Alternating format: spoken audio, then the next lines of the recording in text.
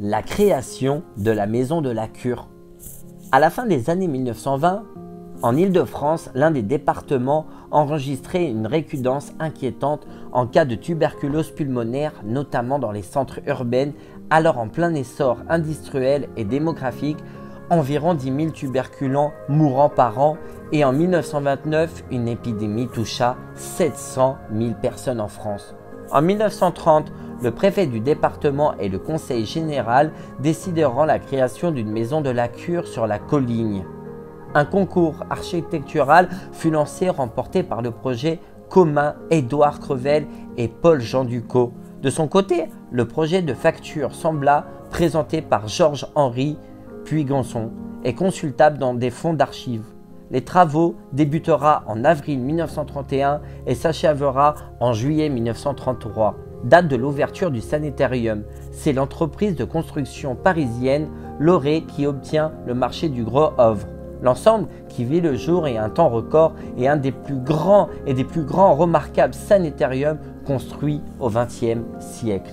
Le chantier du Sanitarium suscita un tel encouragement dans l'opinion publique que des photos des différents stades de la construction furent commercialisées en cartes postales dans les années 1930 par l'éditeur TV1.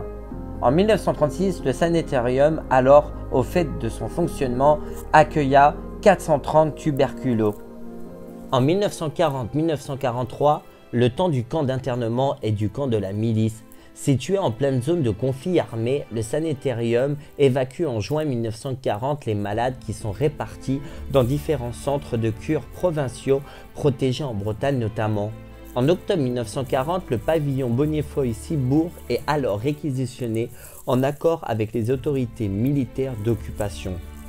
Sur ordre du préfet, 182 prisonniers suspects arrêtés pour faire des résistants arrivés dès le 5 octobre, parmi lesquels 2 députés de la Seine, 15 conseillers généraux, 40 conseillers municipaux de la Seine, 2 membres importants de l'ex-CGTU. Un peloton de gendarmes garde l'ancien sanitarium devenu centre de séjour surveillé. Initialement prévu pour 150 prisonniers, le camp en compte plus de 670 à fin décembre 1940. À partir de cette date, des prisonniers sont transférés vers différents autres lieux d'incarnation en Île-de-France. En tout, environ 1500 prisonniers, hommes, femmes, furent détenus dans le Sanitarium de l'Inconnu. 1946-2001, fin d'un cycle. En 1946, le Sanitarium rouvre ses portes. En 1955, un bloc opératoire nouveau fut inauguré en hommage au docteur Pierre Lefoyer, grand spécialiste des opérations de la cage thoracique. Mais l'arrivée des antibiotiques et la régression de la tuberculose obligeront les pouvoirs publics à reconsidérer la destination du sanitarium, qui bénéficia d'aménagements progressifs destinés à le mettre en conformité avec les normes sanitaires modernes et dans une perspective désormais plus disciplinaire.